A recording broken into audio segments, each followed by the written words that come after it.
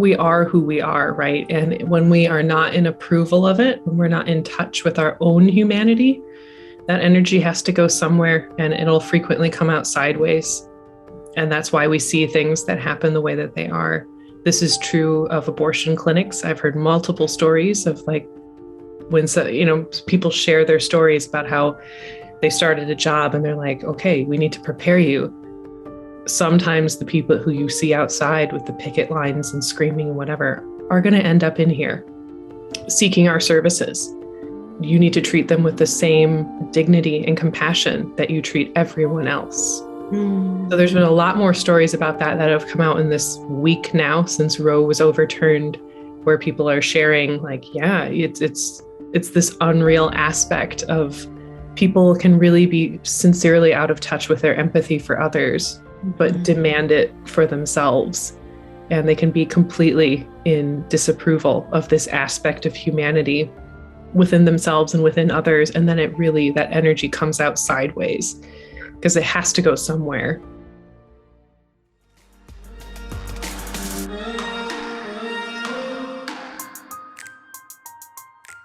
Hi, everybody, and welcome back to Blinded by the Light. I'm your host, Justice Bartlett, here with my co-host, Baird Lewis. And our guest today is Christiana Herbert. So Christiana and I have sort of been circling each other in the social media circuit for a while. I think it's very recently we've actually began having like one-on-one kinds of conversations. But I've been very attracted to watching and following her because, one, she's beautiful. If you go look her up on social media, she's absolutely beautiful. She's a former model, but it's her underlying radiance that really shines through. And she offers these Fae courses, as I've been paying attention to, which seem to fit. You know, sometimes you look at a person and you're like, well, what are you talking about? What are you doing? It's like, oh no, this woman, she's clearly related to the fairy realms, and she's kind and compassionate and articulate and has kind of a fascinating background, which brought her to us. So Christiana, I'm so glad to be here with you today. I want to tell everybody a little bit about yourself. Gosh, Justice, what an introduction. I am like a little emotional. You're so sweet. Thank you. Thank you for that. As Justice said, we've been circling each other for a while, kind of admiring each other's work, admiring each other's writings and words. And I'm very grateful that there's so many other, like Justice is one of my very favorite grounded. I love the brand Bedhead Mystic because that really just speaks to who you are. I'm all for a world in which there's grounded, real mysticism. And something about the bedhead part has always been phenomenal. So recently we started talking a little bit more because I didn't really realize that we had this background of cults, which is what brings us here today. I was raised in what I have come to think of as, like, in some ways, the original cult, which is this branch of evangelical Christianity, especially as practiced in the United States, and how that's evolved. In my mind, I kind of think of that as like the original cult, although I think I'd have to even go back further. And, you know, I'm always shaking my fist at Rome. I think Catholicism in many ways is like even bigger, the original cult. And in the last few years, as I've been really, like, I left the faith at 18, you know, I went off to school, left the faith, but it's really taken me all 20 years since, which is like, you know, I'm revealing my age and I don't care. But it's taken me all 20 years since to really come back around to decide like what it is that I really do believe in. I've experimented with lots of different things in the meantime. I got really into New Age beliefs for a while. We're going to talk more about that today. And I've come to realize that there are a few things that I appreciate and want to keep from my background from Christianity. There's things I really appreciate having learned at a young age. The reason I'm here today is because I believe it made me more susceptible to future cult involvement. And that is where Justice and Baird and I have all connected, is this idea that when you, from a very young age, spend your childhood in what I would call like a high control group, where there's lots of control, lots of domination, especially if there's a really charismatic leader at the helm of it, as there are in many like mega churches and many other cults, you're going to find yourself patterned in a certain way where future cult involvement is just going to feel logical to you and you won't question it. And that is the position I found myself in. It's come with a pretty hefty price tag. Like, I'm grateful at this stage. I can say I'm grateful for all I've learned, but the price tag, the price tag was large, and I don't ever want to pay that again. So that's a little bit about why I am here and what connected us. Yeah, thanks for being on the show, Christiana. The more we talk to people, the more we find that there's really deep parallels. It doesn't, whether it be Mormonism or evangelical Christianity, or like I haven't talked to a Scientologist yet, but I'd love to get one on the show if anybody out there knows somebody who left Scientology. But we find these threads and these parallels that go really deep into people's experiences. And even though a cult could be New Age or could be a really old one, like evangelical Christianity or Catholicism, the parallels of control and the parallels of how it affects somebody's beliefs about themselves and their beliefs about others, it takes years to undo, and usually therapy. Yeah, I think all three of us are a product of many years of therapy and healing at this point, right? Yeah. Indeed. What's funny, you mentioned, the Roman component of it. And I think this is regrettably one of the underlying things in that with the whole Christian faith, is that it was, it was a few kind of bands, sort of just kind of groups and factions, which were probably more holding to sort of the esoteric teachings. And one of the I read this recently, one of the kind of defining moments of Christianity was that the Emperor Constantine rounded up something like 45,000 Christians and executed them all, and then incorporated what was left of the Christian faith and adopted it and was baptized and all of that. But essentially what you had in that moment, and subsequently in the determination of what would be included as church doctrine, was you had the turning over of the Roman Empire into the Roman Catholic faith. So it's still very empirological, if that's a word. It is now. I just made it up. And underneath that, there is all of this death. So what goes with death? It's all about control. It's all about intimidation. It's all about creating, systems of fear. I know that that's not the only thread. And this is why that sorting through the wheat and the chaff is so important, because within any cult, there seems to always be seeds of truth mixed with loads of lies and manipulation.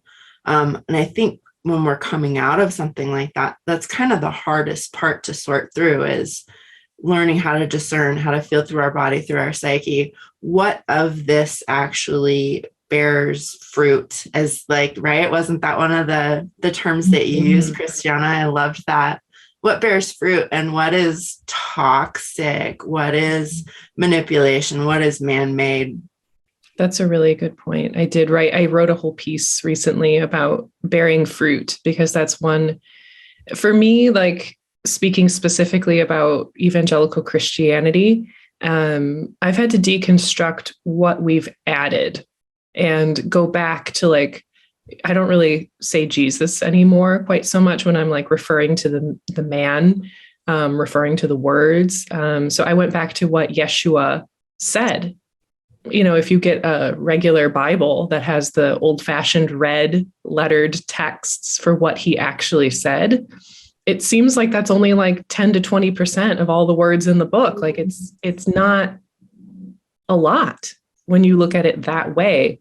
And of course, I've studied some of the accounts and stories that have been left out as well. I think that's another important part of an evangelical journey here. But I went back to like, okay, so what did Yeshua actually say? Let's put aside what pastors of today are saying, and let's even put aside what Paul is saying, and let's go all the way back to like, who is this person? And the way I've come to see it now is that Yeshua was very Jewish, very, very Jewish, very informed by nature, very informed by the world around him, the world of that time. And to take a lot of these things out of context is to do ourselves a great disservice and open ourselves to manipulation. And I love the parables and the stories about nature, and bearing fruit is one that I'll remember forever, because it's the idea that wherever it is that a person goes and is putting their influence, like what grows from that, what comes from that. And it's become a very good litmus test for me to see, like, do I want to be connected to this person? Do I want to like take their wisdom and make it, like, incorporate it into my beingness? It's like, well, what is the fruit? What am I seeing in their community? What am I seeing from their other students and clients if I'm looking at a coach or a teacher? And then in my piece, I zoomed much further out. Like, if we look at a country, for example, what is the fruit? What do we see in that country? Are people being cared for? Are mothers uplifted? Are the elderly and children cared for? These are all things that like Yeshua actually commanded. So like, are we seeing that? Where's the fruit? I feel like the lady in that commercial was like, where's the beef? But I'm like, where's the fruit? What is the fruit? And that has been a huge point of reckoning for me as I've looked at the other communities I've involved myself in. And I've looked and seen like, oh gosh, like actually the fruit that's there has been rotten.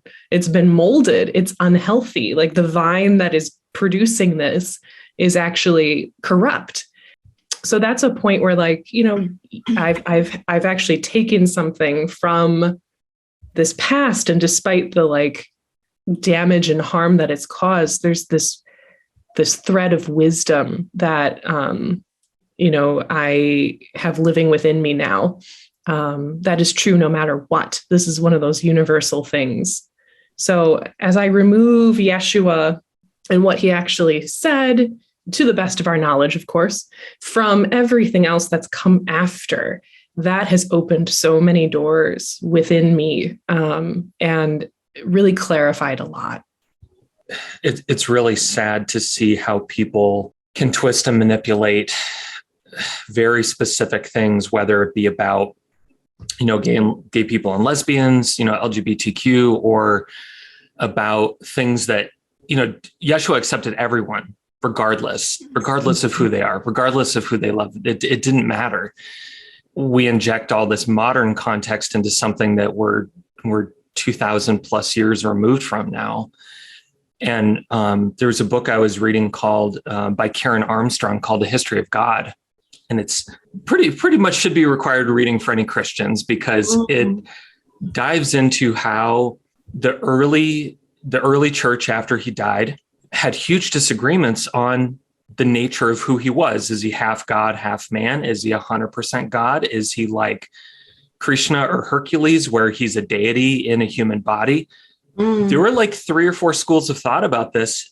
And then the large church at whole, Catholicism, and then I believe Augustine, and then a few other people basically said, well, this is the truth. Toss all those other schools of thought aside. They're irrelevant. They're false.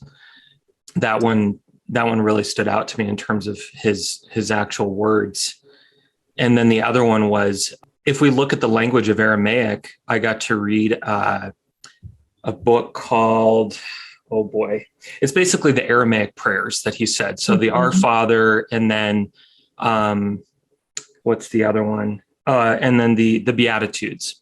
And if you actually look at those words, you can't really translate them from Aramaic to Greek to English, or Aramaic to Greek to German to English. You lose the cultural context. And when you say the word Father in Aramaic, or you say the word earth, it's an ancient language. It can mean a lot of different things. It doesn't just mean Our Father who art in heaven. There's a lot more meaning. There's a lot more meaning to it behind those kind of sterile, more sterilized words. I know that book. I own that book. It's by Neil Douglas Klotz. Yes. Prayers of the Cosmos. Mm-hmm. Yeah. Beautiful. Yeah. It's really beautiful. And that was another one that reawakened me to the idea that these people, in some ways, they have this thread of animism running through what we would call animism today. The idea that everything is alive. It doesn't mean that everything has, equal consciousness, equal ensoulment, if you will, but everything's alive. The earth is alive. The trees are alive. Everything has some form of consciousness and connection, and we are a part of the whole.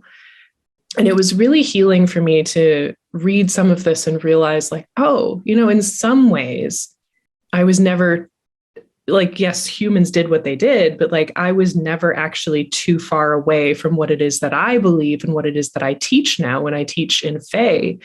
It's about decentering humans and putting us in rightful relationship with the earth and all of her many expressions. And it was so healing and encouraging, really, to hear that this is in some ways what Yeshua preached, was this journey inward. The kingdom of heaven is within. And then all of these stories are so much more alive. So as he's sitting in an orchard or an olive grove and just looking around and saying, look at this. He sees somebody troubled. Okay, look at the sparrows of the field. Do they worry? And I just so appreciate having a deeper understanding of that and actually being able to imagine how that was originally said. And it strips away the 2,000 plus years of nonsense and pain that has come. All of that must be accounted for, especially if somebody is to be a real practicing Christian. But to just connect with what Yeshua actually said and how that must have felt and what that looked like, I think is very healing for somebody who's on an evangelical and deconstruction journey. One of the potential origins of Yeshua, or what he may have been incorporated from, is the possibility that he was a Gnostic. The Gnostics, they function in sects. So they actually had sort of cells where each person was devoted and then had a group of people who were in support of their growth and development awakening. Something that I kind of like about CUT, whether it's true or whether it's mythology, was that book that Elizabeth Clare Prophet wrote, The Lost Years of Jesus.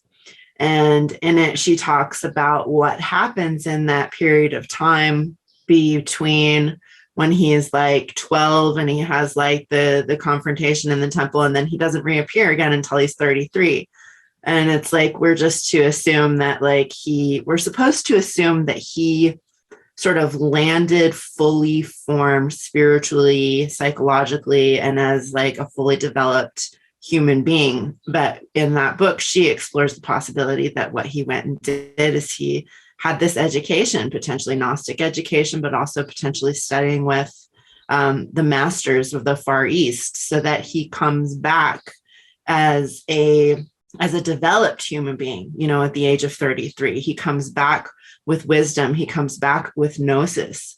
He doesn't just drop out of the sky as this sort of divine mouthpiece, fully formed.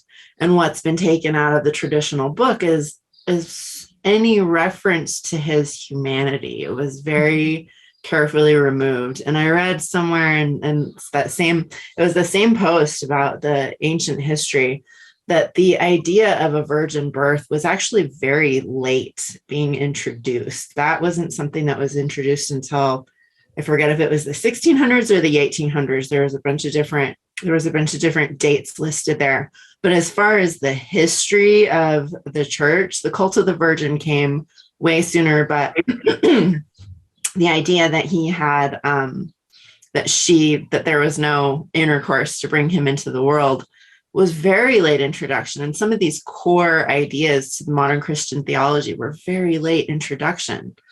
It's this sort of dehumanization of Jesus that is a problem, because what he was teaching allegedly as a rabbi, as a human being, was actually the path of apotheosis, how one becomes more godlike, not how one is just dropped into material form and is like suddenly now a mouthpiece for God.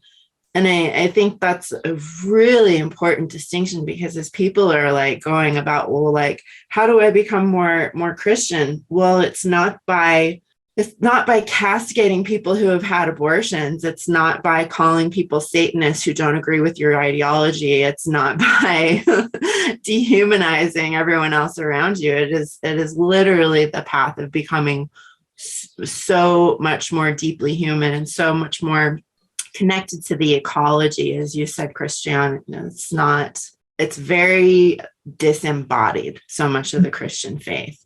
And I feel like our path into divinity, through whichever school of thought we choose to move, it has to include embodiment. It has to include the lessons of the field, the lessons of the birds and the bees and the orchards. And like our ancestors, they knew that. Mm-hmm. That was very systematically removed from any Christian doctrine. And subsequently, that was also, that was what led to the Inquisition later on, was to eradicate any kind of nature-based faith or practice, and to focus it completely on the dogma, on the disembodied esotericism of the Christian faith. Oh man, if you guys could see how hard Baird and I are both nodding for this whole thing. I liken the Catholic Church to, like, sometimes I call it the if you can't beat them, join them. Because what they did was they just adopted, they took all of these traditional European festivals that follow what is now, like, let's say modern pagans kind of understand it as the wheel of the year. It follows the sun and it's like various cycles, right? And so in the new traditional, shall we say, wheel of the year, there's 8 festivals, and it's the 2 solstices, the 2 equinoxes. I think those are the way you say it. And then there's the midpoints between. And if you look at like the traditional Catholic Church calendar with its calendar of like feast days and such, all of those have just been kind of mixed in. So Yule became Christmas, and the festival, like Easter was, obviously pagan. Like, what do bunny rabbits and eggs have to do with a resurrection? But even like, everything, right? Right. Resurrection. Yeah. It makes perfect sense. But like, there was a lot more. We're kind of removed from that now in our little modern worlds with our little concrete boxes that we live in and our cars that we drive around. But, this was, I think, one of the only ways that the church could incorporate people of other faiths and kind of like absorb them in, was to be like, look, your holiday is this day now. And as I've done some deconstruction and looked at what my ancestors believed, since I'm of Celtic origin, like I have Irish and Scottish heritage, the cult of Brigid is huge, and it still is. And so I use the word cult. I don't always mean that it's like a harmful thing, just to be clear, since we're talking all about cults today. A cult is not necessarily harmful in my world. So this whole belief of like Brigid is all over pretty much the entirety of the British Isles. They have their own like Brigid, like different words, different names, but she's there. And she became the patron saint of many, many things. And in many ways, she's larger, or was larger than like Mary even was. And so the Catholic Church in all of its wisdom was like, let's make a Catholic counterpart. So yes, she's this ancient goddess, but let's make a Saint Bridget. So Saint Bridget is huge, in Ireland, and the feast day for Saint Bridget is the day before Imbolc, which is the traditional festival of the goddess Bridget that's quite ancient. Imbolc actually means like in the belly. So it was seen as the earliest signs of spring because the sheep were usually all pregnant. So in the belly meant, the sheep are getting ready. They're going to be giving birth soon. There's going to be milk soon. This is the earliest sign of spring. Bridget comes and she banishes the winter. She banishes the frost. She brings in the early signs of spring. So that was taken and made into St. Bridget's feast day by the church. And, these things are not lost on us today. Like you look and you're like, oh, okay, I see what you're doing here. I see what you were doing there. So I think as we continue to strip things away, we see just how much more ancient a lot of these practices are, a lot more nature-based than we are taught. And I think it's really important for modern people to look back and see what was the origin of this day. Like, what is the origin of Christmas? What is the origin of Easter? What are these things meant to mean? What can be the deeper meanings here? Since we're talking about birth and all of that stuff, I wanted to tie in kind of since you guys are well aware of this, like Jesus had a lot of followers that were women. Whether or not he had children with Mary Magdalene, it's hard to know that. But when books like the Da Vinci Code came out, and then some of the books that the Da Vinci Code references, even though it's this very pop culture movement, there was still a lot of truth imbued in the kind of the divine feminine and how that was basically stripped away from the modern church. And when you put that up against like Hinduism and Buddhism, the female deities are huge in there. I mean, you got like female deities like slaying demons and just being like badasses and doing all these things. And then you get the Western church. Once the Catholic Church was established, women had no power. They couldn't be priests. They were taken out of the priesthood. Until the Protestant Reformation happened, women had zero power in the church. And so I think that was one of the positive things to come out of, other than the paying for sins. And I can't remember what that was called. Indulgences, other than the removing the practice of indulgences and saying this is BS, like bringing women back into the fold and saying like, you have a place here, you have a place at the table.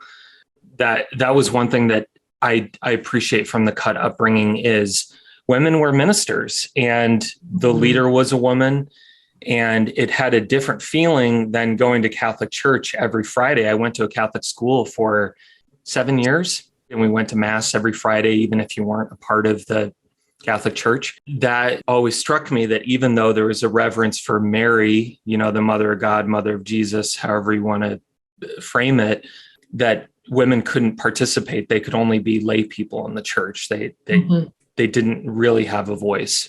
Yeah, a source of much frustration for me growing up. One of the main reasons that I started waking up to like something isn't right here was that even at a really early age, there's a lot of like the kids, if you will, that I grew up with who are, now adults like me. A lot of the men who I grew up with when they were boys, like all of them have gone into ministry. There's a really tremendous amount of kids who grew up with me in the same like church, the same youth group, who are all involved in ministry. They're missionaries, they're pastors, they're worship leaders, they work with youth. Like it's really tremendous when you like look at like all of this. But then you look at all the women who grew up in the exact same environment, in the exact same church. And that list of people who've gone into full-time active ministry is very short. And I remember feeling frustrated as a teenager because I really knew that I had I wasn't able to articulate it at the time because I didn't have language for it, but I knew within me that I had a call to like serve and to minister. And I didn't really know what that was supposed to look like. And I wasn't really given, vocabulary or opportunity to even really explore that. And it was very different than the experience that the men had. You know, the boys in our youth group would be given opportunities to lead worship or to actually speak. And I don't know, like if I had asked for something in particular, I can't say whether it would or wouldn't have been given to me, but let's just say it was never offered. So therefore, I never understood it as a possibility for me. And I think I was really underserved in that way, that I didn't have an example to look to of like, this is the only women I saw in church who were really doing like ministry, real ministry, was with the children, of course, because women are always allowed to lead and work with children. But then everything else was like, it's called the doctrine of like complementarianism. It's about how women are the complement to their husbands and the complement to the masculine.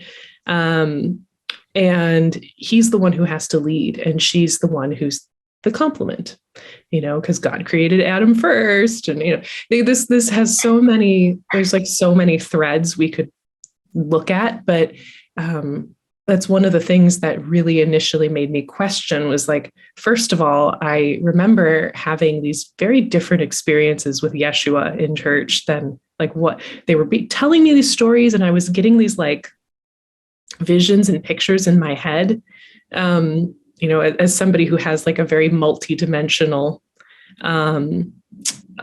awareness, a multidimensional way of being in life. I was getting these very different experiences that didn't quite line up with what I was being taught. And I was also like, well, where's my space here?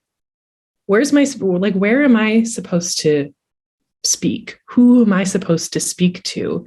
And it was clear that like there really wasn't a space for me unless I either there's a lot of women who kind of choose a life like Paul, where they're in ministry full time, but they're unmarried, childless, and like they've devoted their life to the church. Or if you become wife and mother, it's just kind of assumed that like you're going to be following behind your husband. So I was like, man, I don't see a future for myself as a pastor's wife. I saw myself being like the pastor. Like that's what made most sense to me. Like, I don't see myself as a pastor's wife or a missionary's wife. I see myself as the pastor and or the missionary here.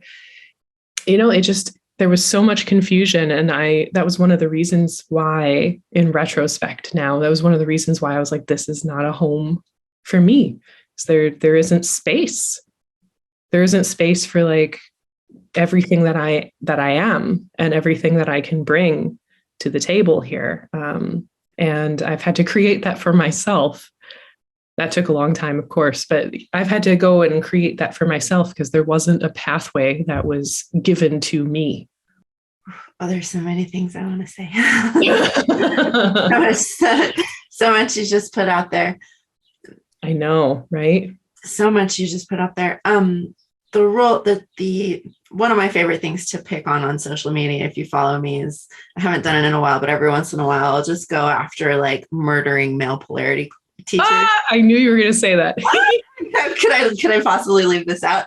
Because like crucifying misogyny is like, it's a fucking hobby for me. I really enjoy it.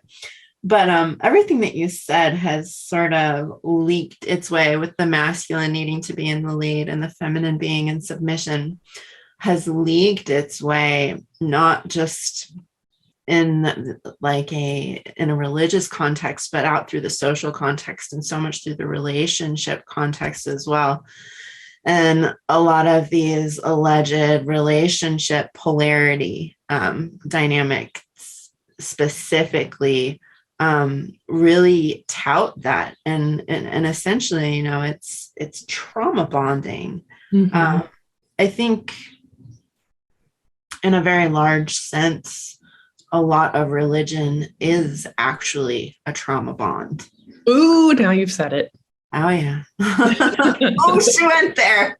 Yeah. Because, the goal, in a sense, I understand, and there's a part of me that resonates with being referred to as children of God. In another sense, it is a intentional prevention of maturation. It's the infantilization psychologically and emotionally of people that keeps them bound to dogma, that prevents them from developing critical thinking, and that allows them to go outside of whatever structure has been laid down as kind of a preset concept of how the world works. It is that is actually the foundation of what keeps the majority of religions functional and people going back to them. Because what I've noticed is, like, when you argue with these highly dogmatic people, with these extreme fanatics, there is no critical thinking involved. There is the levying of opinion, there is the chucking of dogma, and there is this overlay of magical thinking as that's replaced rational thought. And it's a massive trance state. Now, you throw in the concept. I looked this up, by the way, while we've been chatting. You throw in the concept of, say, purgatory, right? Where if you don't follow the rules, and I think even if you do, like, you still wind up in purgatory. Is that right? Like, you don't necessarily go to heaven or hell. You go to this sort of waiting room, right? That was the concept. That concept was invented in 594. So very early in the development of the Christian faith, underneath the Roman umbrella, was this idea that you could be put in this sort of waiting room if you didn't toe the line with the doctrine. Now, it's interesting to me, and it really speaks to the insurmountability of her, capital HER, nature, and our need for her presence. So 327, Constantine adapted Christianity, and 325 was the Council of Nicaea that began with the genocide of 45,000 Christians, where he forced them to renounce reincarnation. That was when they decided which books would be included in the official doctrine. In 327, they began the translation from Hebrew to Latin. And by 431, we had the invention of the cult of the Virgin. So she, despite, all regulations, she made her way in some form or fashion into this really pretty early in the game, right? In 610, you have the title of Pope being invented. In 1090 is when the Rosary emerges. 1184 was the first manifestation of the Inquisition. We were talking about the indulgences that emerged in 1190. In 1215, confession is imposed on priests. 1216, the idea of bread being transformed into flesh. So there's been this slow sort of emergence of these ideas. It didn't all happen at once. It's not even stuff that was set out initially in the Bible. The very latest one, I said it was 1854 that the Immaculate Conception was invented. So really very late in the game. In the last couple of 100 years, have we had this idea that sex couldn't be a part of that spiritual emergence. So it's pretty fascinating to me, just looking at this little brief history. And I regrettably, like, it's just a meme on Facebook. I don't have he didn't cite his sources on here, which I would always prefer. However, you can look into the history, you can look into the manipulation.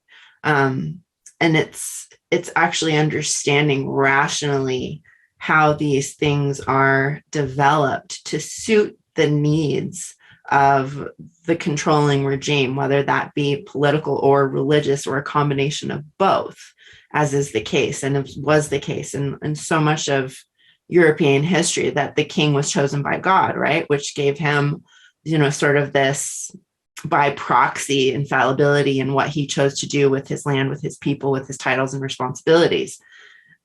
This idea, that anything that, if you're operating under that mantle is sort of it's what's the word I'm looking for? It's not allowed to be scrutinized, right? And I still see that attitude. I specifically see it right now. I've been very lately arguing with people who are pro-life, whatever that means, right? And there's no rationale. There's no rationale. It's very disturbing. And I see it. I finally ran into, I was getting it mostly from women. I ran into a man last night who was basically, in so many words, told me that that I should be barefoot, like pregnant and barefoot in the kitchen in order to serve God. I was like, wow, okay, this school of thought still exists. Sure no, it does. Right? There's no room for feminine authority within that. And it's been very intentionally marginalized, desexualized, disembodied, because you don't get any you don't get really any living women teachers who are acknowledged by hardly any faiths. You get sex, and very often sects, not sex, you get sects, and very often they're sort of relegated to a lower position. I think the highest you can become in the Catholic Church is the Mother Superior, right? But none of them are allowed to embrace their sexuality, which is part of being a woman. It's part of being a man. I feel like that separation of men and women within the ministry is also intentional. You're not allowed to have families. You can't actually elevate through these through the system if you have a family. It's you can choose to do either or, but you also can't, how do you advise someone on how to love and care for a family if you have no reference for what that is? You can hand down doctrine, you can't hand down any embodied lived wisdom. And it's so necessary. It's the thing that I noticed with this doctrine is it's so lacking in empathy, coming up against these fundamentalists. It's where the fuck is your empathy, people? Did they remove your empathy bone when you were baptized, or Ooh, let's talk about that, Justice, because this is a thing that I am noticing with what I have, not that I invented this term, but what we call false light. What I call false light, actually, the one biggest tell to me if somebody is operating from a false light is whether or not they have empathy. Because false light, in my experience, cuts people off from their heart. There might be a lot of wisdom in it, and there might be a lot of truth in it. But as with everything, they always say, it takes one bad apple to spoil the bunch. This is how false light works. It will be, the majority of it will be good. The majority of it will be true. The majority of it will feel right. And there will be just these spots, these little niggling spots where you're something's off here, something's off here. And over time, exposure to that actually seems to cut you off from your heart, cut out your empathy. And that's one of the, I think, biggest tells to me that the wisdom is not complete, and that it is actually false light. And So for me, like I see that just as much in New Age teachings as I see it in the church. So to me, that's equal. Having been through quite a bit of Christianity and then having been through quite a bit of like New Age circles, New Age belief, the commonality between the two is actually that, these people are disembodied. It doesn't matter what the belief is or why or whatever. You kind of look around like, where are you? Where are you? And there is really interesting, like we could go on and on about the interesting commonalities between New Age and Christianity, in that like New Agers believe that we're going to get a new earth, and so do Christians. So it kind of leads to a lack of commitment and beingness and being embodied here. But absolutely being in the Christian faith set me up to be just as disembodied and just as vulnerable to false light elsewhere. And I don't think it's necessarily a product of the cut church, but in fundamentalism, there's this rejection of sexuality. And I keep coming back to it because it's just been a theme for me. And I've noticed it being a theme for other people, where if there's homophobia, for example, a lot of people think that the definition of homophobia is just like fear of gay people, but the definition of it's actually much broader, because it's actually, I had to tell somebody what the definition was because I was like, I'm pretty sure it's more than just fear. I pulled up the definition of homophobia because I think it ties into a lot of fundamentalist thoughts and this disconnection from who we are as people and empathy towards other people. And the words fear, hatred, mistrust, antipathy, and apprehension. I'm looking up multiple definitions of homophobia. Prejudice against, fear or dislike. So there's all these different words. It's not just fear of someone who's gay. It's all of these things. And one of the people that I've had a lot of negative interactions with in the last year, it keeps coming back to, well, I don't think it's natural. And even going as far as saying that they were repulsed by seeing two gay men. And I'm just like, where's the empathy? Like if that person has known since they were, if a young boy or young girl, has known since they were 9, 10, 11 years old that they were attracted to the same sex, like it wasn't a choice. It was just innately who they are. When I see that lack of empathy, like it's kind of crushing because I see a disconnection from really that person's humanity and not willing to face their own humanity. And frankly, I think that we see it in the media over and over again when people are vehemently homophobic publicly. It usually turns out that they have some attraction to the same sex, like, mm-hmm. or there's other things going on. So many public figures have gone down, and then we find out that they have partners on the side, or they're in sex dungeons or whatever. I mean, whatever they're into. That really there's something going on underneath the surface that they're unwilling to address in themselves. That's so well said. I think that when we are who we are, right? And when we are not in approval of it, when we're not in touch with our own humanity, that energy has to go somewhere, and it'll frequently come out sideways. And that's why we see things that happen the way that they are.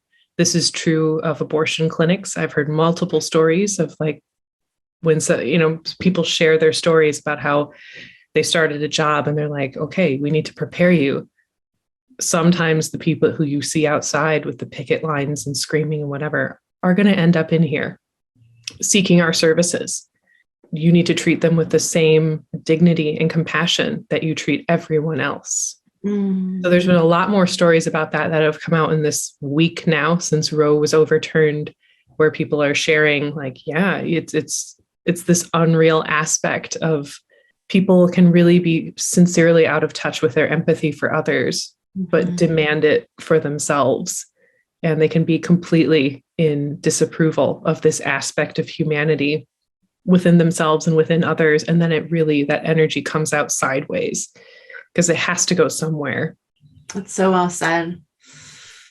I wouldn't say I was necessarily pro-life, but my parents and cut in general had such a quote unquote pro-life bent that I remember having discussions with even my mom. And my mom, even though she was more moderate in her social relation to people and more moderate in her life experiences, because she grew up in the 70s and was a product of the 70s before she joined the church. Even she didn't really seem to have, it's like she wanted the life to be forced, kind of like, okay, well, we'll make exceptions for, I think it was for like life of the mother, but she only thought the 2 exceptions were okay. And I can't remember if it was rape or incest that she was okay with. I mean, they're both horrible things, but she was okay with not writing that into the law. Absolutely, those need to be exceptions everywhere. And once I was out of the church for several years, I look back on it and I'm like, there was really just a lack of empathy. And then when I see posts about, there's a really popular post on social media where it's like a list of like 100, my friend Susan had an abortion because of this. My friend Mary had an abortion because of this. And it's like a list of like 100 things. And I identify way more with that now after having been removed from that environment for, what would it be now, about 7-8 years. I had to be away from that environment to uncover the empathy that was within and allow it to really grow, and to support partners along the way too. I don't think I had a partner that was more pro reproductive rights until 2017. And I don't think I would meet the right people now without digging in and really addressing, kind of the divergence of all of that. I can tell you the moment that conditioning unraveled for me, because it was part of our actual what they called the ethics education, was watching abortion videos when we were like 14 or 15 at the most, because I was gone from the church by the time I was 16. Yeah, it was some pretty heavy indoctrination. They had made a movie in the 70s that was called A Soul That's Free. And it was all about how you could see this woman struggling with being pregnant, and on the other side is like this soul that's trying to come through, and it's like this massive, like, you owe it to this soul to do this, right? Yeah, not intense at all. Jesus. So the moment that conditioning unraveled for me, and it was an instantaneous unraveling, was when I found out I was pregnant at 17. And I knew I was going to keep her. And I did. I kept her. She is my person, my human. But I also knew innately nobody had the right to make that decision for anybody else, because it was so intimate. It was so personal. And I knew I didn't have it in me to do at that time, to have an abortion. I knew I was going to keep her, but I also knew that, like, it snapped. It was like that tether to that conditioning just completely snapped. Now, I can't say that there aren't deeper places where that didn't sort of insinuate itself into my consciousness, where it doesn't create sort of maybe unconscious elements of guilt, or because I was not too long ago, and I've written about this, faced with that decision once again, and I made a different choice. I'm at a different point in my life, and I think it doesn't matter. It doesn't matter what the reasons are. It's so personal. It's so intimate. And it's so invasive to have other people come in and tell you what you're supposed to do, whether that's from a political standpoint or from a religious standpoint. I don't see any difference in that. It's a harsh boundary violation. And from a religious standpoint, one of the reasons why the church was anti-contraceptive and is anti-abortion is because you're getting the next generation of membership. Yep. Plain and simple. It's a numbers game. That's exactly it. I thank you for sharing that, Justice. I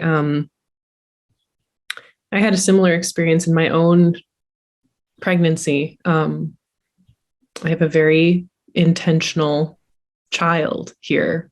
And she's wonderful. And I'm so grateful that she's here, and she was chosen in every way. Her soul was with me for over a year before she came in, and we got pregnant the first month we tried. And the reality very quickly set in. And I was already very much pro-choice, and I had undone my previous very childish ideas of what it meant to be pro-life. And back in the 90s, when that was like the thing, if you were Christian, and it was this whole resurgence of the religious right, or even really maybe perhaps we should say the inception of the religious right in the 90s. That's the imprinting I received. And I had already undone a lot of that. And then I was pregnant with all the desire to be pregnant in the world. And the reality of what I was doing and what the responsibility was set in with me more and more with like each passing week.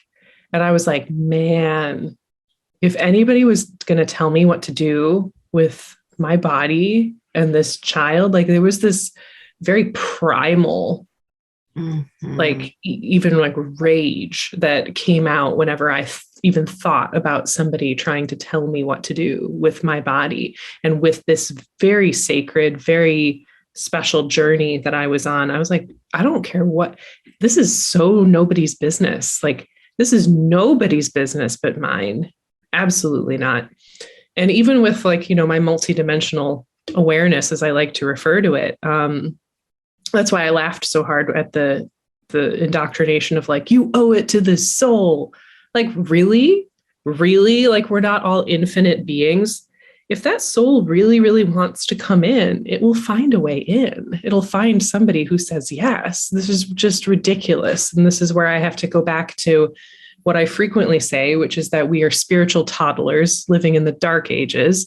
We have no idea about how powerful we actually are, how infinite we actually are. And that's true of everyone. Like, we also don't know that about other people. Everyone is as infinite and powerful as we are. And well over 90% of humanity is walking around 100% unconscious to all of it. And that's why these things happen. That's why these things stand.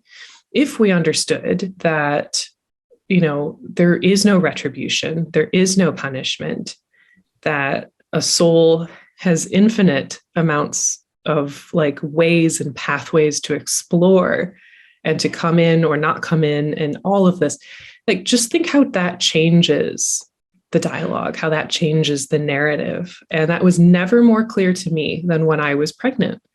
And I spoke with my daughter's soul. She chose me. She was like ready to come in.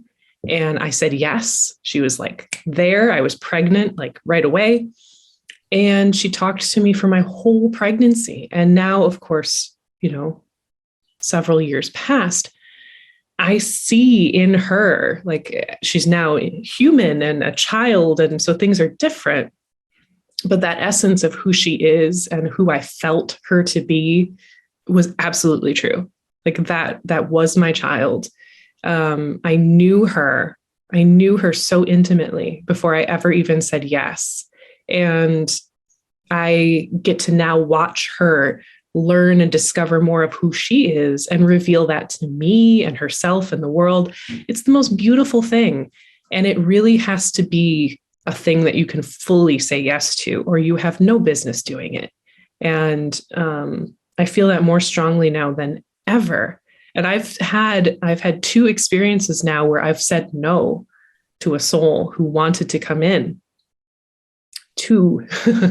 And I never had a physical pregnancy to accompany these experiences. But man, I did have I had the grief. I had a tremendous amount of grief and questioning and even like guilt and sadness over it. But this is where people need a lot more education and mentorship and awareness, because if we had any idea of like the multidimensional reality that we are, a lot of these silly debates just fall away, and we can respect that every individual is making the best choices that they can for really good reasons. And they're none of our business. Mm-hmm. So I'm afraid I've gotten us way off track of our cult conversation here. I don't think so, because I think it's a cult in the other direction, actually. Ooh, this is true. This The is cult true. of abortion. I read a piece, and I will play the devil's advocate here, because go ahead, throw tomatoes at me. It's fine. I think it behooves us to look at both sides of a situation, even though we may identify really strongly with one side versus the other. But I do think it is an absolute cult. The pro-life movement is a cult. Mm-hmm. It is a cult within a cult, right? As is very often the case. I think that there is a little bit of a cult mentality around abortion as well. Yes. Thank you for saying that. Oh, that's going to be unpopular. Here we go. Okay. I want to talk about this. I'm going to do a live about this, because I see a lot happening with this culturally, collectively, emotionally, psychologically, with what's going on right now. But to stick to the topic, I read a piece on Substack by Dr. Naomi Wolf, and she calls out the left for their part, for their responsibility in this unfolding in the way that it has, because they have pushed abortion beyond what some people are able to stomach. So by that, I mean, there are states, there are states that allow abortion late term, like right up to the very last minute. And I think that's wrong. I personally think that's wrong. I mean, if the life of the mother is in danger, then that's one thing. I don't even know if it should be called an abortion at that point. It's, it becomes a life-saving procedure. But that is pushing it too far. And some of the people who are in the middle about abortion, when these leftists pushed it to that degree, you lost them. You completely lost touch with them. And a lot of them were women. And she goes on to talk about how there are states that have pushed for the rights to for teenagers to get abortions without the consent of their parents. And it is this sort of seeping of the state into people's personal lives that is disturbing to a lot of people. So does it seem like that taking away the constitutional right to safe, protected abortion is an overreach of the state? Well, yes, but it is also in response to the other side overreaching for the state to bring that sort of authoritarian structure and support into very personal matters that not everybody agrees with.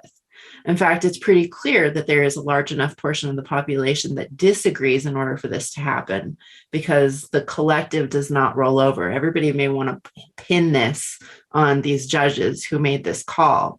But the fact of the matter is, if the underlying collective energy and consciousness was not ripe for this to happen, it wouldn't fucking be happening. So I think that's something to take into consideration. Does that make sense? It does. I don't know if I necessarily shared like the exact imprint of your beliefs and opinions, which is fine. Like this is what we're supposed to be doing, is we're supposed to be having these conversations without like losing our shit, without losing our center. So like, for me, I don't know if I necessarily agree. I think that teenagers may have very good reasons to not want their parents involved in abortions. I have that thought as well. So like for me, that's tricky. I hope that as my child gets older, if there's ever a situation where she needed a procedure like that, she would involve me because she trusts me. But I know that not all teenagers not all of them have a trusted parent. And it might not even be safe for them. Yeah.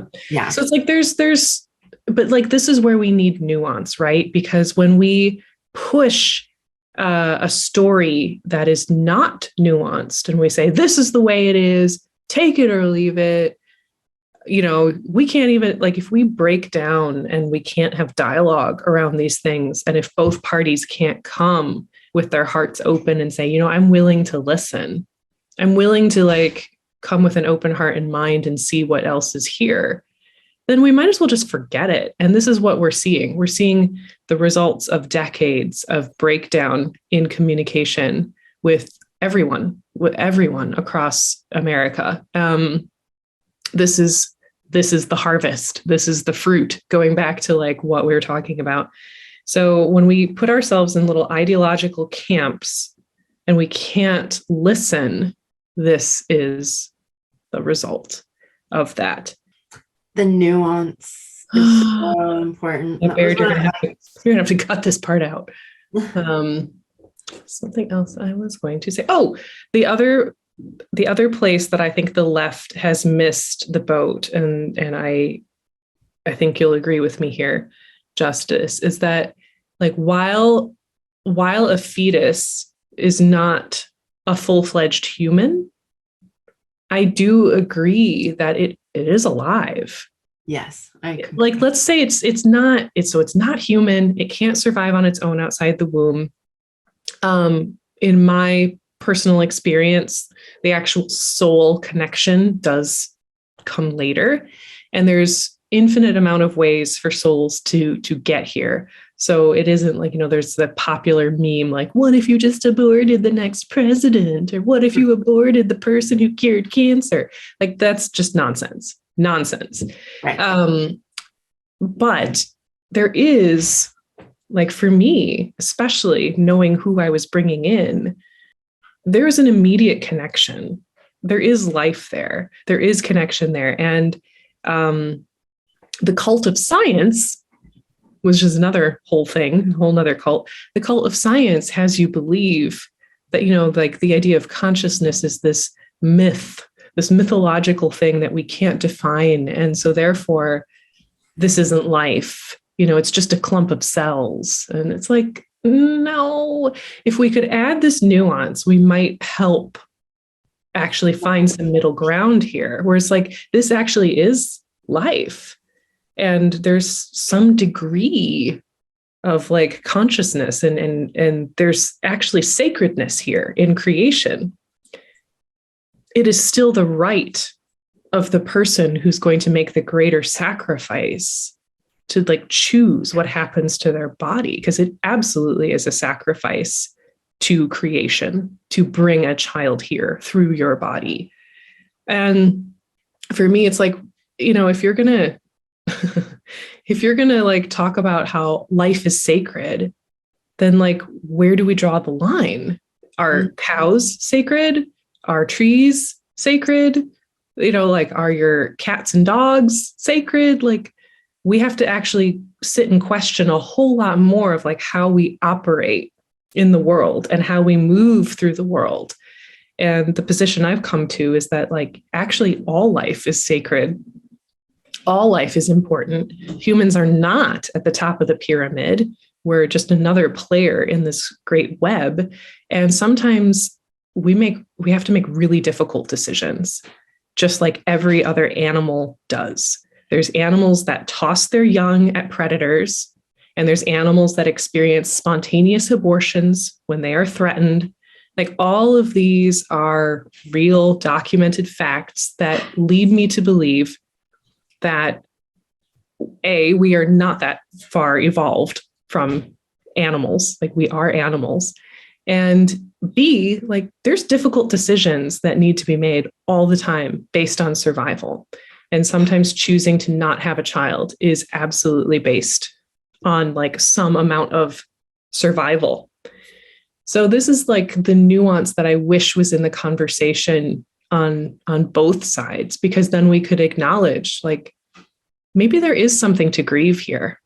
Maybe there is something to process here.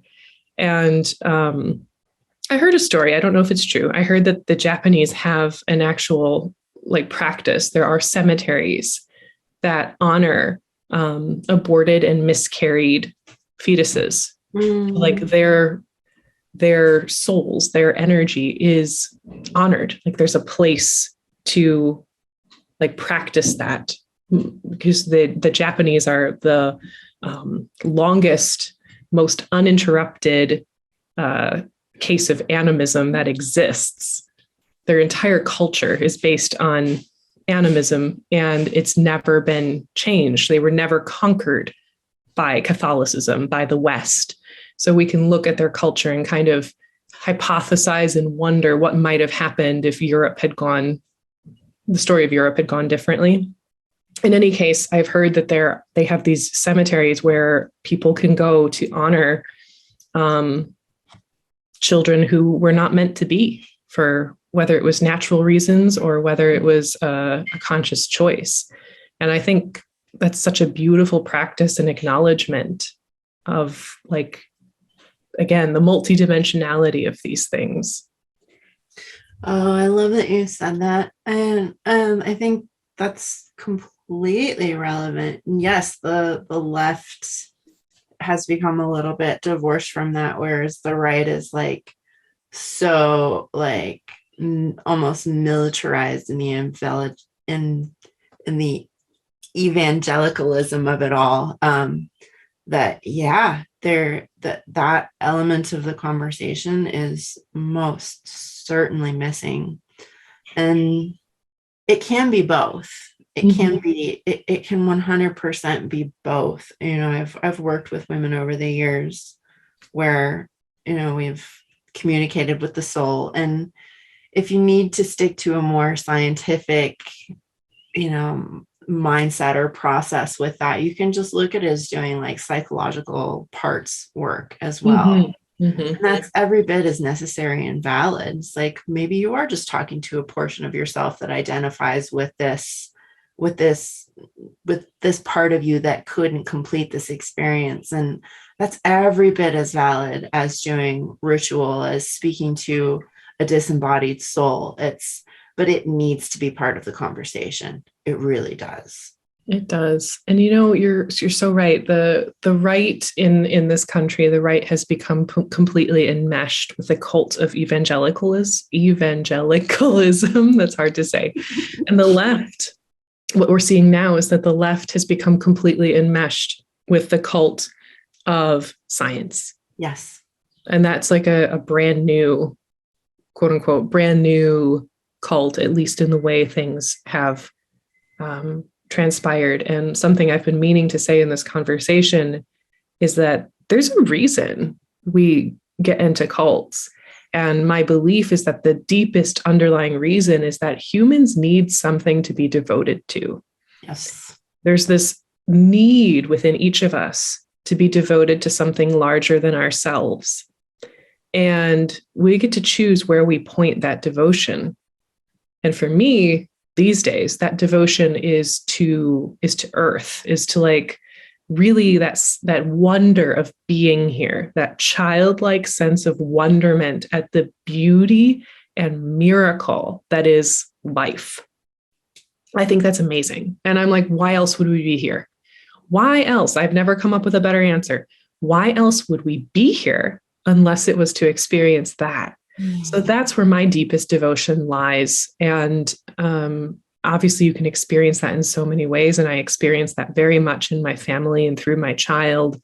And, you know, even just on a simple nature walk, these are all my deep spiritual experiences. But if we're not given a good place to put that devotion, if we're not made aware of the wonderment that is inherent in all of us, because all children have this, you know, we come with that wonderment and amazement. Like, have you ever seen a toddler blow on a dandelion for the first time, or step into like a little tiny kiddie pool of water? Like, these are things I've watched with my daughter where I'm like, this is it. This is how we all come in.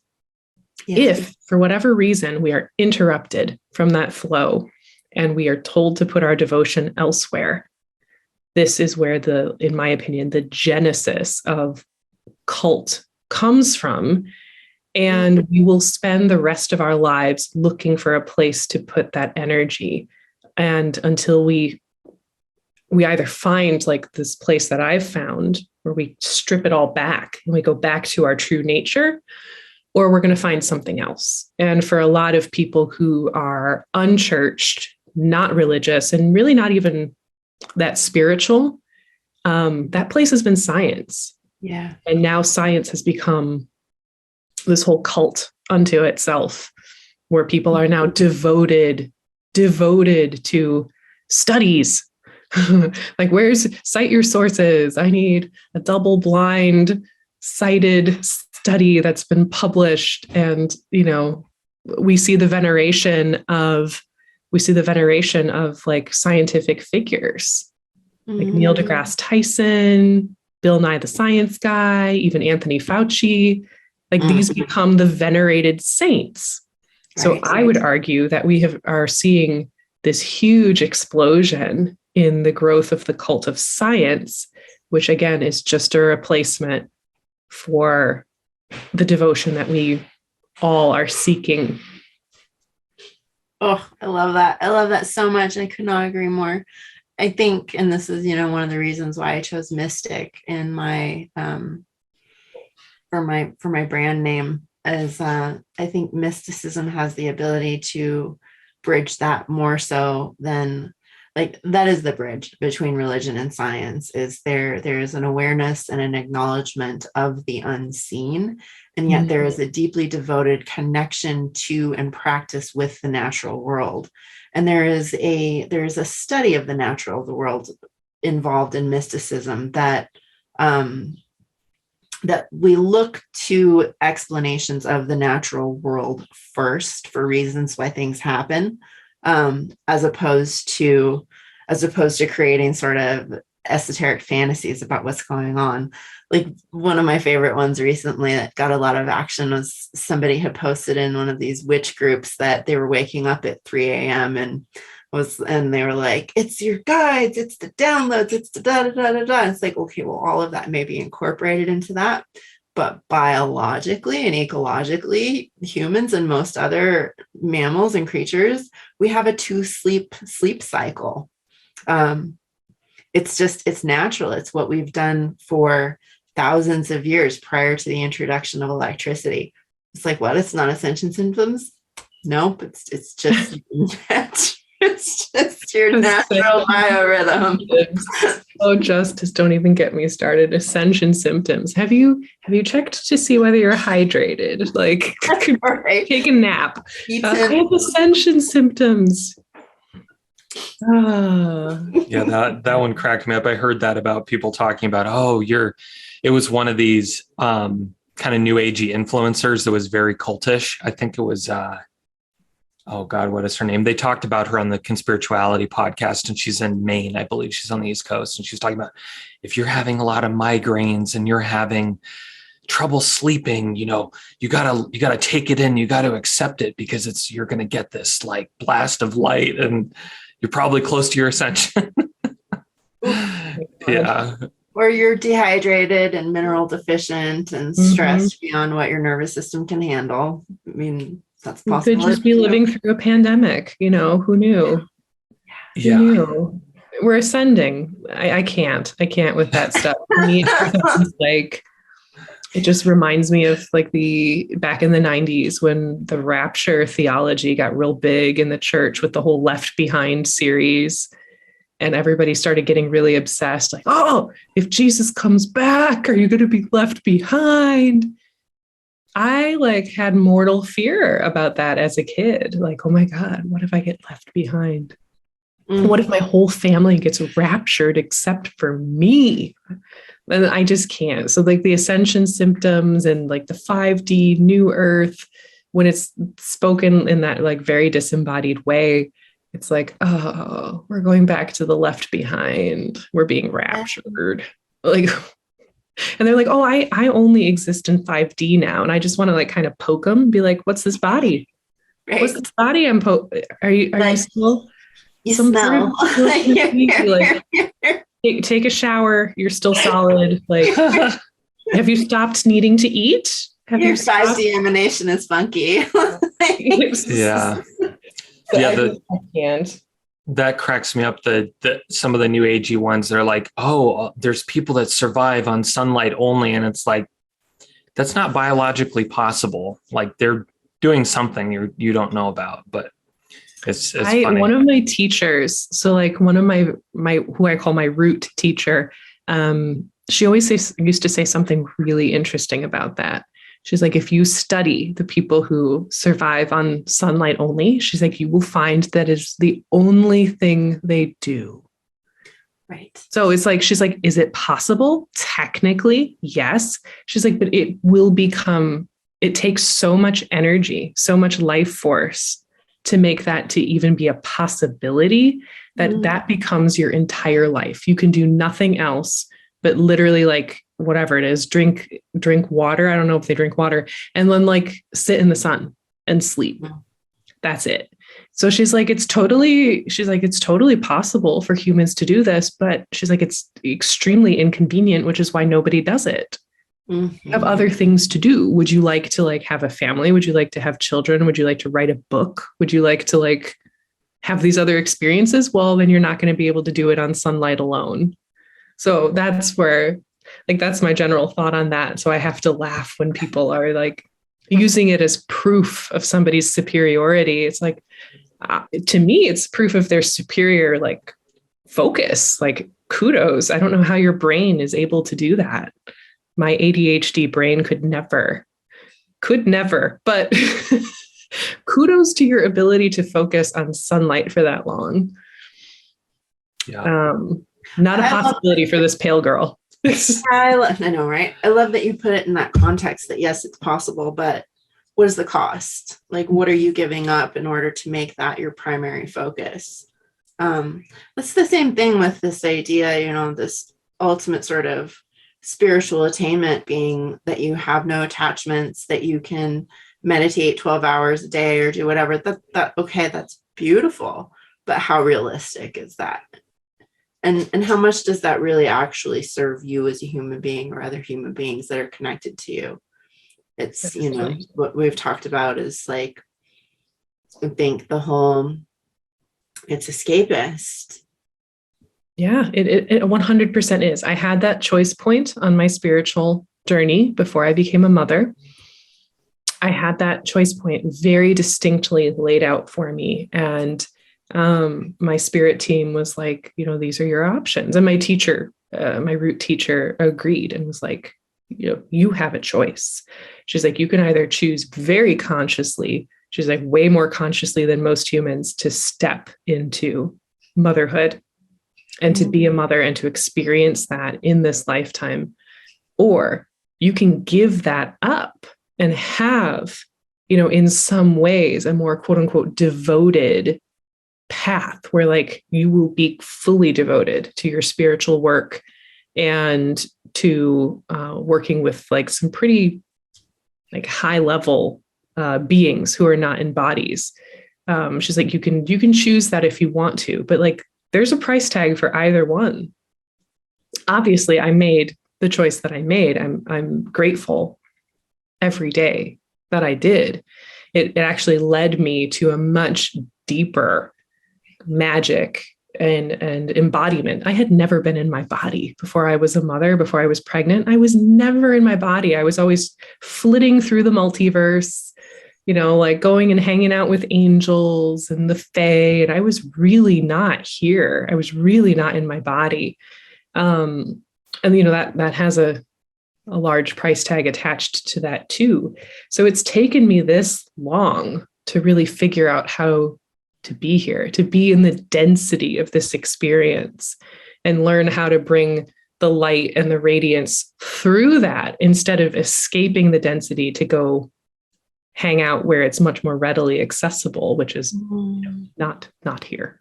So there's price tags. There's price tags to these choices. And for me, I'm so glad I made this particular choice, because being disembodied and even like seeing and doing all the cool things I used to see and do, I'm so happy to be here. You know, I'm just so happy to be here in a body and living this life, even with all the crazy crap that's going on. I mean, what a time to be alive. But I would certainly choose it again and again over the alternative. And it's a great gift. Like a lot of us forget that on a regular basis. I do too, honestly. In my day-to-day, I do forget it. So I'm not any different than anybody else, but just being here and being in these bodies is such a gift and such a blessing. And the things we get to experience are unlike anywhere else. And that's the reason why we continue to come back.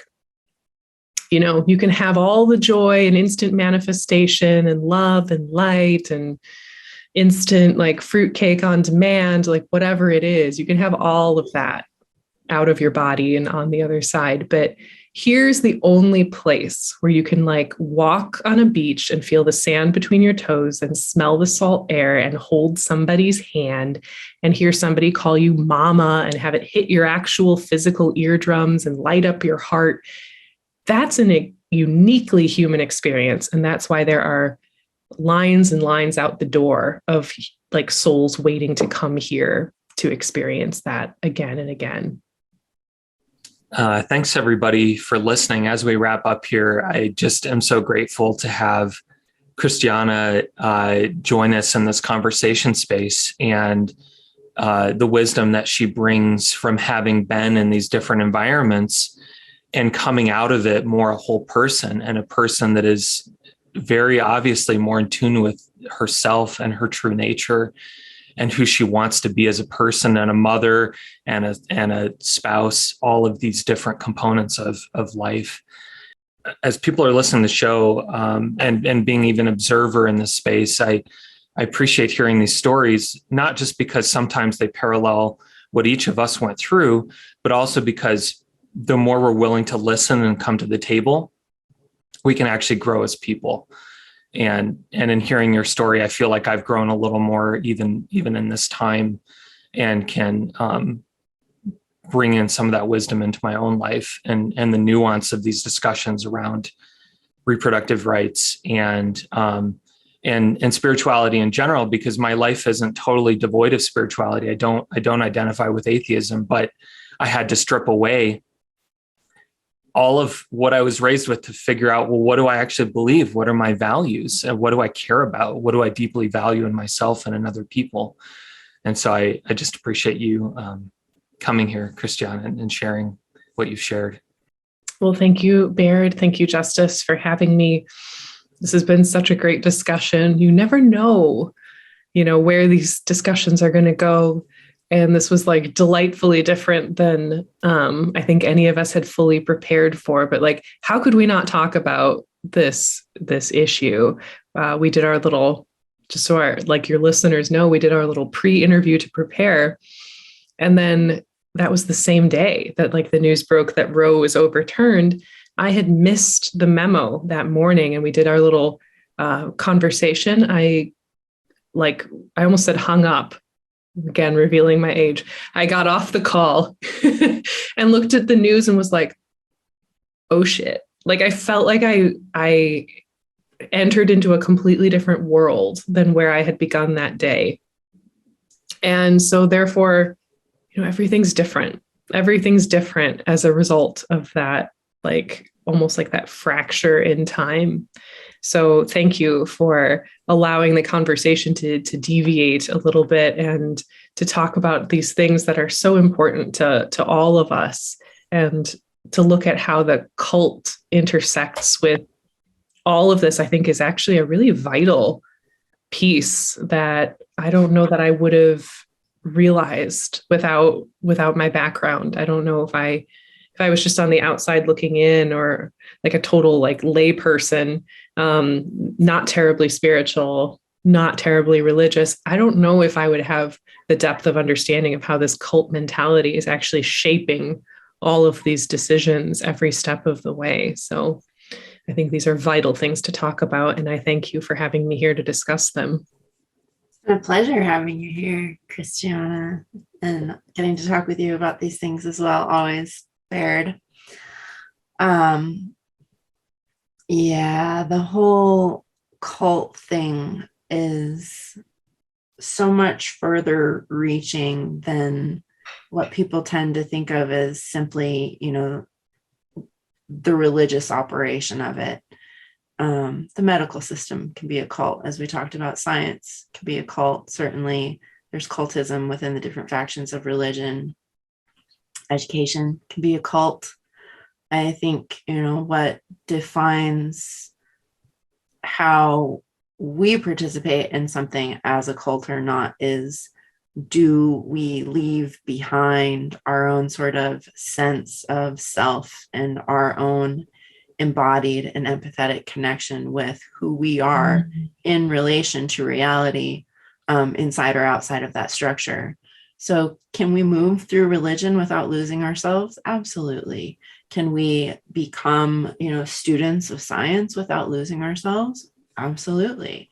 Can we interface with the medical system or with the army is another huge one without losing ourselves? Absolutely. But we have to stay grounded in what is true and real and meaningful for us.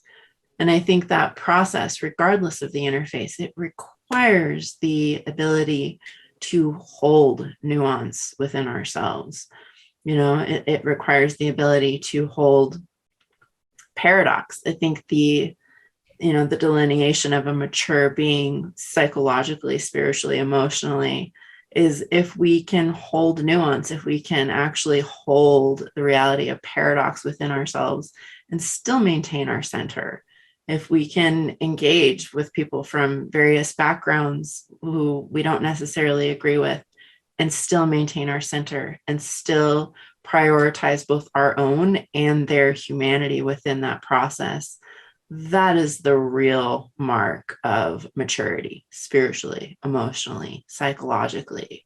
And if our religions, if our systems, scientifically, religiously, educationally, aren't allowing for us to hold that as our truth in the way that we move through the world, that's when we need to reevaluate, plain and simple. We don't have to throw the baby out with the bathwater, but we can constantly be reevaluating and evaluating our values, our relationship with life, with each other, and with the ideologies that we hold sacred, whatever those might be. So thank you guys so much. Thank you to all of our listeners. You can find me personally at bedheadmystic.com. Christiana, how can people find you? I have recently updated my website as a result of this conversation. I can be found at christianaherbert.com. That's my little internet home. I spend most of my time social media wise on Facebook and Instagram, and I'm searchable there too. I look forward to seeing what comes of this and the ongoing conversation. And anyone who wants to stay in touch can find me on my online home, which is christianaherbert.com. Again, thank you so much. And then for everybody listening to the podcast in general, you can find us on all the major podcast platforms, Apple, Spotify, Google. And you can also reach out to us on social media on Facebook. We have a new Facebook page for that community. And then also our website, if you want to see episodes, articles, links. Yeah, show summaries are up there as well. And thank you everybody for listening. We really appreciate your support.